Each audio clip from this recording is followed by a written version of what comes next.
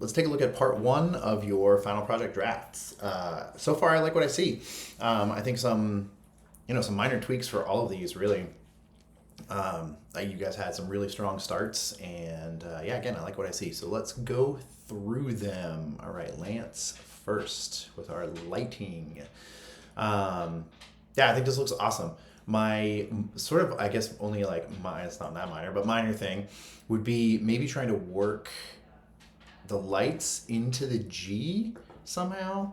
So what we might need to do is, and this kind of goes for everybody too, one of the tricks we can do is outline your text. What I always do is I sort of keep a copy of editable text just in case I want to go back.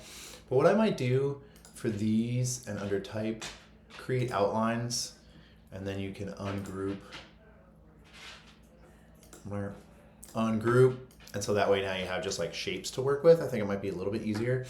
But I think if somehow like you worked, these elements into, even if you had, somehow had this light fixture, you'll have to pardon my dogs, the light fixture kind of hanging off the bottom and make that into the descender of your G.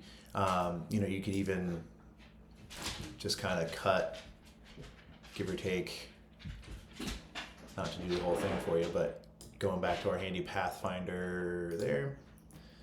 And if we use this, and then now we have, obviously a little bit tighter than this, but find that sweet spot, maybe to get that, this might be a little high, but you know what I mean? To try to like see if we can get the G, that descender in the G to sort of become the light, I think might be kind of cool.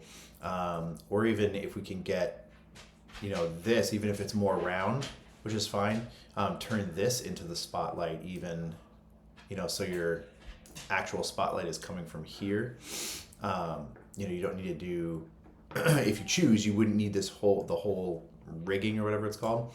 But if you just took this part and kind of turned this into the spotlights, might be kind of cool to sort of more integrate it into the word a little bit more. I think might be more effective rather than just have like the separate illustration from the word, you know what I mean? Instead of having kind of two separate elements, like integrate it into the illustration a little more. But I think it's a great start, really. That's an excellent concept. All right, Christina here. Again, awesome start. I think for this one, it might be kind of cool to see, even if this was like a solid rectangular piece and you could still use your scissors, if you kind of separated it more so that, I'm just going to kind of scale these a little bit.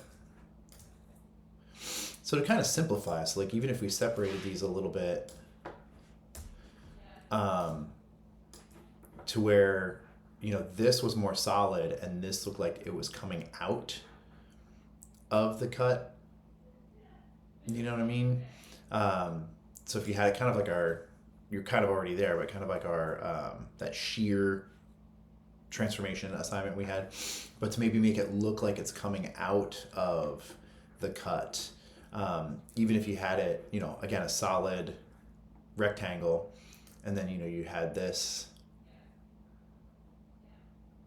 give or take here, and you could have the scissors end here or the scissors end, at the bottom here, or even have one, again, if you outlined your text, to transform them into just shapes, so you can ungroup.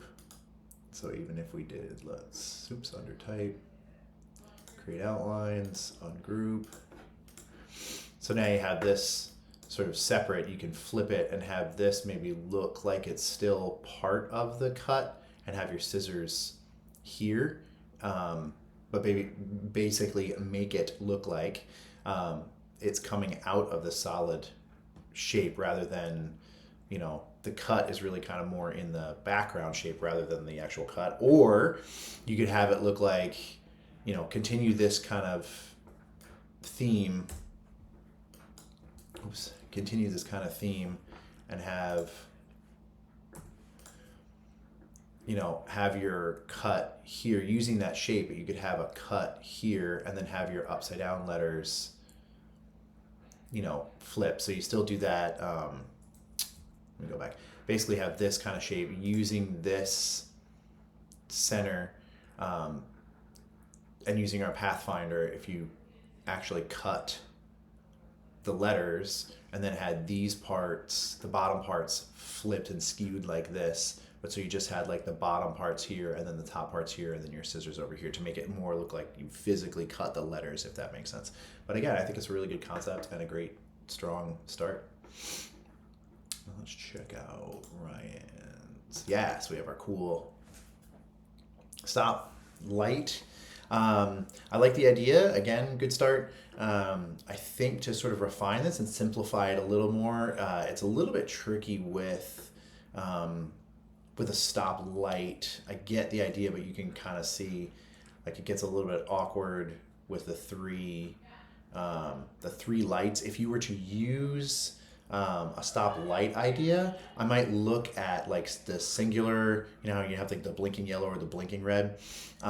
Either do a singular light, so it's more of the O, or you could use a stop sign instead of, and even if you just had the shape, the red shape, you don't have to have the word obviously, but even if you had a stop sign shape rather than a stop light, I think that would kind of even out this sort of awkward negative space you have with the stop light. I get the idea and I get the concept, but yeah, my suggestion would be maybe to go with a singular stop light or using a stop sign shape, and maybe changing your text a little bit. I think, let's see, myriad. Yeah, stupid, somewhat fun fact. It's not really that fun, but Helvetica is actually used for a lot of road signs traditionally and things like that, just because it's easy to read. So even if you went to like a Helvetica, I know it's a relatively simple change, but you can see it's very different from your original. Even changing it to Helvetica, making it like a little bit bold. But yeah, that would be my suggestions. Maybe changing the font a little bit, look at making it look more road signy. And then, yeah, changing the O to either a singular stop light or a stop sign. Okay, so let's check out Collin's. So Collin, I believe, was the only one that chose to do a portrait, which is kind of cool. So yeah, so we have a good start here, I think. Again, this is, you can see this is kind of tricky. I like how you kind of took apart your words here, or your letters rather. I might try to refine, I know these are kind of hard with the nose. I might try to find letters or see if you can shape the letters so that they're, I know it's supposed to be like a caricature, but so that they're less boxy, I guess, for lack of a better word. So that it's more, I don't know. I'm blanking on the word. It's cartoony, illustrative, and maybe refine the hair a bit. Give yourself maybe more positive, negative space. Again, like using some letter overlaps or things like that. But like when we play with, maybe not exactly like this, but this is just to give you the general idea, like how we play with some of these overlaps. When we get into, like, there we go, like how we have some of these funky overlaps when we get into our, there we go. You know what I mean? Like play around with that positive negative space. Even like a simple change like that sort of gives it a little bit more, I guess, dynamics, if that makes sense. But yeah, the eyes, I think the eyes are great. The ears work really well. I think, again, kind of refining the nose and the mouth and maybe the chin a little bit, making it a little bit more roundish rather than square. But I think kind of playing around with positive and negative space in the hair and around the chin maybe, and just refining the face, I think could go a long way. But rather than just having like big, sort of blocks of hair as you do there. But yeah, I think it's a super strong start. I think just kind of like playing around and tweaking a little bit could help refine this a little bit more. All right, let's look at Andrea's here. So this one, we talked about this in class a little bit. Working on a logo, more of a logo element for her personal business. Yeah, I think this is super strong. We kind of talked about how this is going to be tricky to space. The work with the needle looks really good. I'll zoom in a little bit. The work with the needle looks good to sort of nitpick it a little bit, because that's what I'm supposed to do. I might thicken it up a little bit. It looks a little bit thin. I feel like if you're going to actually use this in production too, for printing, I feel like that's going to get lost. So I might, even if it's not technically correct, I might thicken everything up just a little bit, just so for reproducibility, it actually prints more consistently, or also looks more consistent. Like as you back out, you can kind of see it really sort of like drops out. You could even shorten it a little bit and thicken it up, and make it a little bit larger, if that makes sense. So basically like shorten it up a little bit, refine your actual needle, and then you can kind of scale it up a little bit. I think might work. I think your string works really well. And again, we talked about once everything is done to outline your stroke and your shapes and things like that, and then you can combine them into like one shape. Lastly, I think with your spacing, I think you're pretty close. I think the E can move over to the left a little bit. Again, we talked about this area is going to be tricky. But what might help with this, or what helps me a lot, again, is going back to that creating outlines and ungrouping. Because then that way you have, a lot of times, honestly, I'll kern like this rather than using the kerning tools. So now this way you kind of have a little bit more control. So you can kind of look at like this set of 3 and then this set of 3. Even if you kind of did them separately, if you kind of kept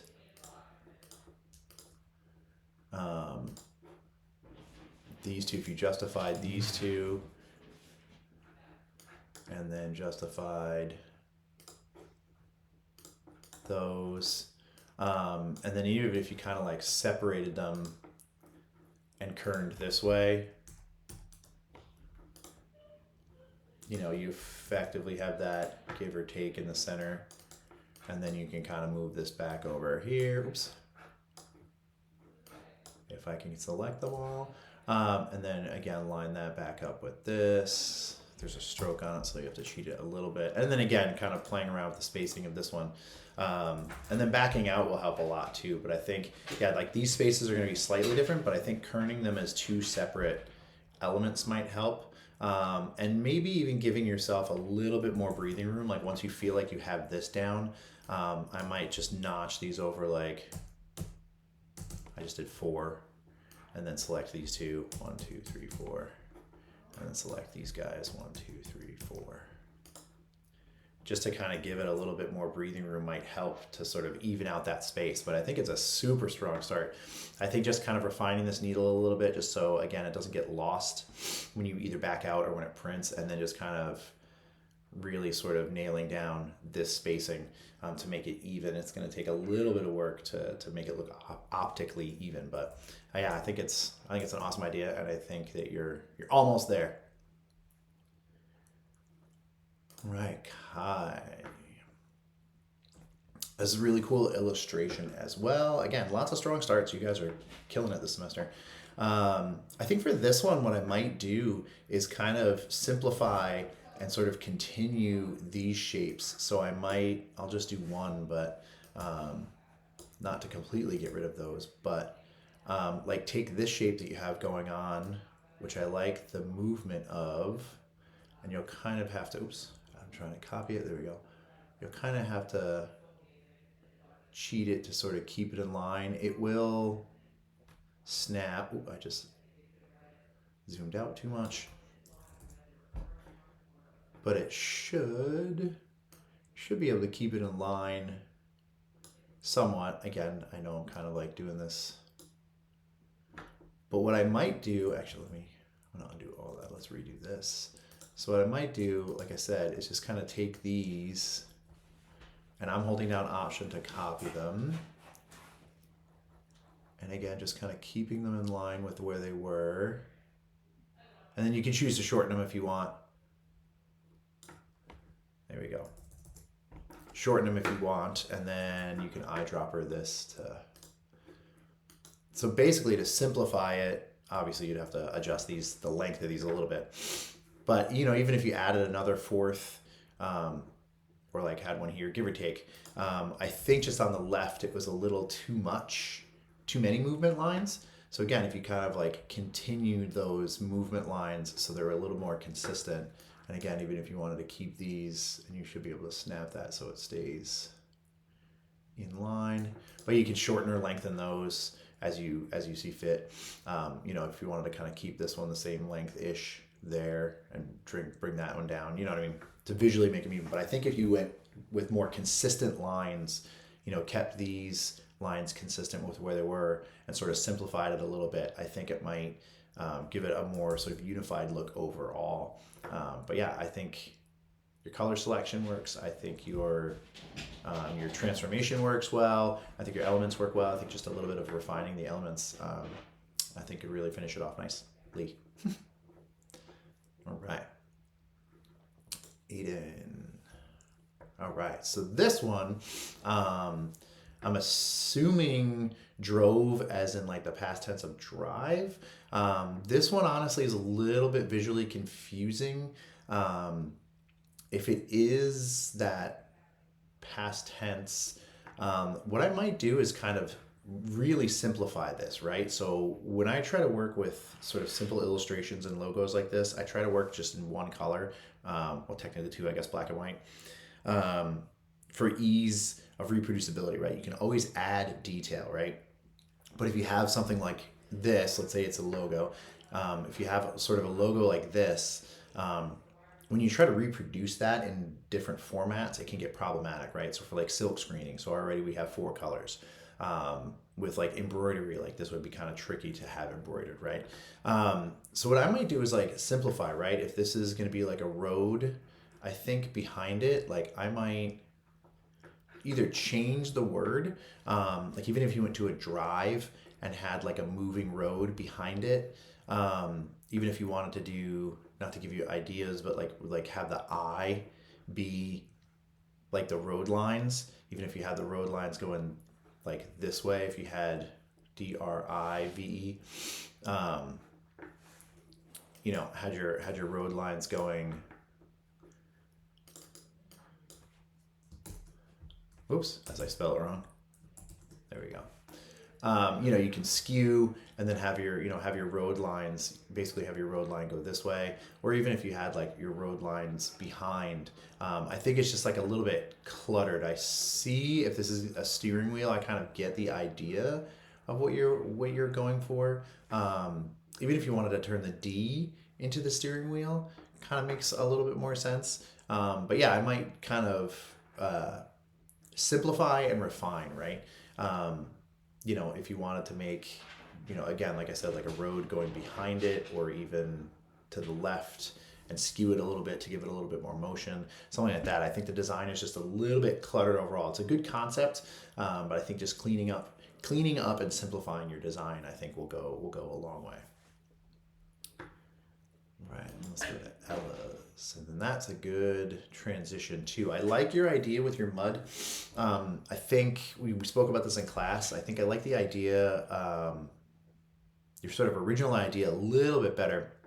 I think we'll stay away from the effects, right, and the graphic styles. I think when you had it more simplified, one color, I think worked a little bit better.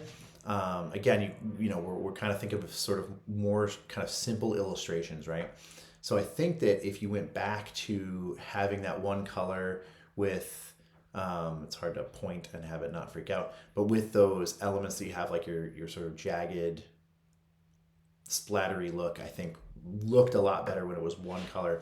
But even if you wanted to go 2 colors or even 3 colors, you know, you could have, you know, your, you know, dark brown mud on top, and then even if you wanted to have a white highlight, you can copy and paste and nudge over a little bit and then have a white or a lighter brown highlight and a darker brown highlight or shadow, I guess, on this edge. So if you had your lighter on this edge and your darker on this edge, I think, again, you know, more simplifying this. I think the concept is good, but I think your details get a little bit lost with the sort of graphic style and effect that you have on here. I think you could create sort of a more sort of simplified, more visually legible piece just by using those simple shapes, repeating them and moving them, sort of distributing them through the piece as like shadows and highlights, I think could work really well. But again, overall, the concept is really good. I think just some of the details get a little bit lost with the effect that you have on there.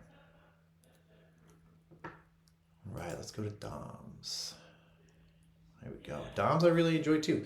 I think really just kind of like two things for this. I think maybe a different font choice, if you can go with something that's a little bit more like playful, not Comic Sans, playful. Like if we had, I know you have these outlined now, but, and you might have different fonts than I do. I probably have a ton of, I'm like a typical graphic designer. I have a bazillion fonts and I use like 4. So just to sort of like look really quickly, I mean, you may or may not have that font, but just something a little bit more, I don't know, playful. Excuse me, playful is not the right word, but a little bit more round, a little bit more like balloon-like. I don't know. I would go more bold, even like that. Anyway, you get the general idea. I'm not going to go through that. We'll just do Bookman. So even if you had, you know, for your pop there. So even just like a different font choice sort of gives it, that might be a little heavy, but you get the idea. And then the other thing I might do is just reverse this, really. Is just have this kind of, you know, you'll have to obviously refine a little bit, find that sweet spot, maybe make this element a little bit smaller. But I think the idea of having the balloon floating up and having it pop, having the balloon above the letters, I think sort of makes a little bit more visual sense. But yeah, I think just kind of like refining, yeah, this text might be a little bit too big, but refining what font choice, you know, again, a little bit more roundy, inflated, balloon-like. You could even put a highlight in there as well if you wanted to sort of have like, you know, a highlight here and a highlight here just to make it look a little bit more inflated. There might even be a font that looks inflated too. But yeah, I think just kind of reorganizing a little bit to, you know, have the balloon kind of look like it's rising and popping. But yeah, I think overall the concept is excellent. Nice. All right, let's go to bends. So again, the torn. Again, I kind of like this, I like this idea. My main critique for this one would be to not like sort of physically lose this middle part, right? So I know it's torn, but like if you were to, like you have this piece as a separate element and then like, so there's a behind just to move it. If we were to put this in theory back together, you'd have some really short stubby letters. So I think maybe having a, like repeating this piece maybe, or maybe not. I'm trying to think of like, instead of losing this middle, right? Like having your pieces, like basically what would be these missing pieces, right? The part that is torn, maybe having them scattered, or if you wanted to have them torn so it looks like they're just coming apart, what you could do is using your Pathfinder tool, you have to outline your text first, ungroup, but using your Pathfinder tool, you can use these elements that you have already. Let's ungroup them here. There we go. And I'm just going to make these an arbitrary color just so we can actually see them. Maybe. There we go. Why is that? Oh, because that's a text box, I think. All right, I'm going to delete that one and just use this and then copy this and I'll make that blue. So even if you wanted to kind of, you know, make these shapes out of this, it could even just be as simple as, you know, taking these two shapes and I'm going to copy these so I have them, and using our Pathfinder, oh, that's layers, using our Pathfinder, and then kind of cleaning this up a little bit. And then what I'm going to do is I'm going to do a paste in front, And then kind of do that same thing. And oops. Oops. Let's grab, there we go. So I want to grab these two and basically do that same kind of thing except the opposite here. So you're finding the top end of it. And then now you can kind of turn these, you know, again, kind of have that similar look, right? But now if we make these white, obviously, you know, a little bit tighter than that, if you wanted to do something like that. You know, you could also use these shapes. If you outline this text, you could also use these shapes to cut apart. So you actually have cuts here, and then you could actually move these middle elements independently. You know, or if you were to, like I said, if you were to, let's get rid of that one, and then we'll move this one up. So I'm creating outlines here. So even if you wanted to do, again, using our Pathfinder, oh, no, sorry, we want to make these a compound path now. So now, and then we'll turn it black. Again, I just used, oops, there we go. So now these are like independent shapes. So I just ungrouped them. And then now you can kind of, you know, separate that as much as you would like. Or if you wanted to do multiple cuts, you could do that similar thing, or even like move it, you know, a little bit, even just moving it so it looks like it's actually torn and moved. Or if you wanted to move them independently, you know, you could certainly move those.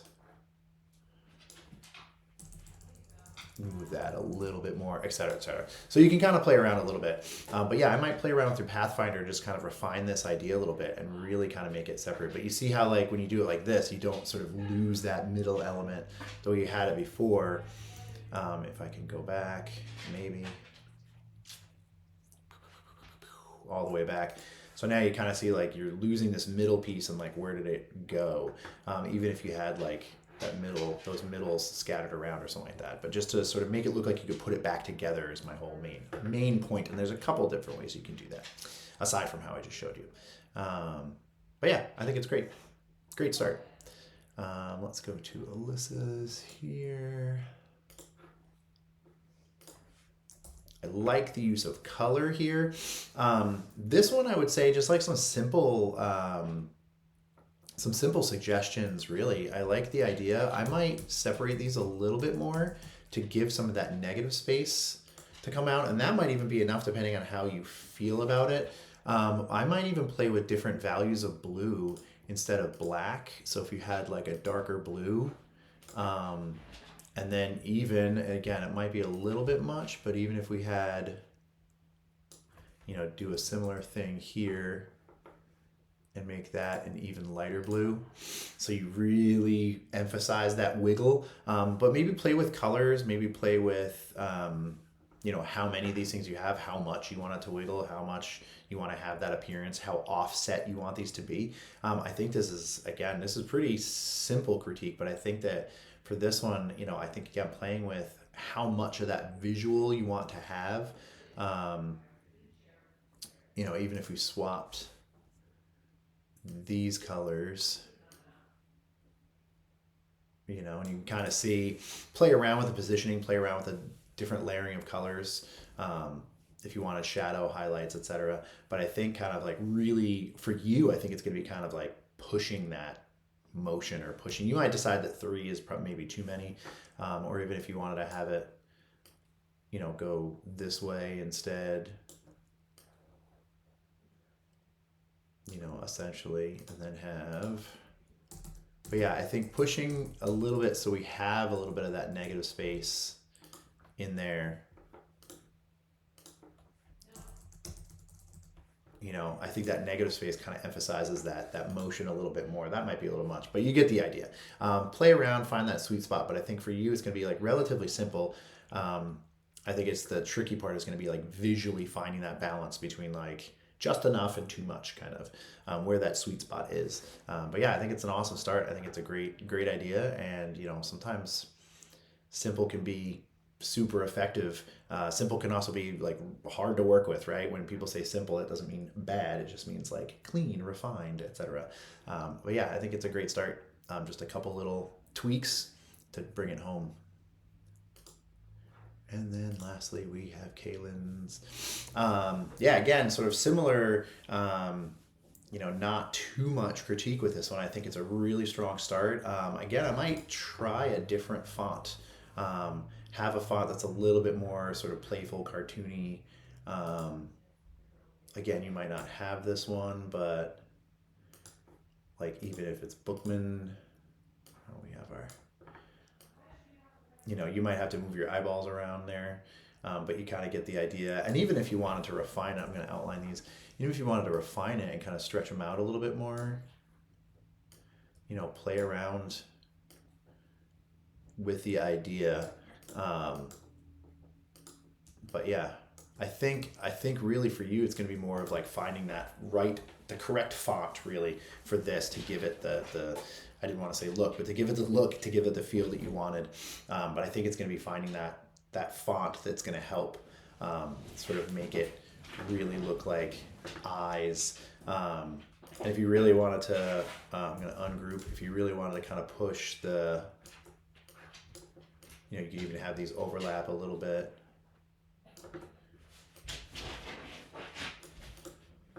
You know, again, play around, find that sweet spot. The other thing you can do too is I just cut this just to see it. I'm using my direct selection tool here, and I'm just going to get rid of the middle.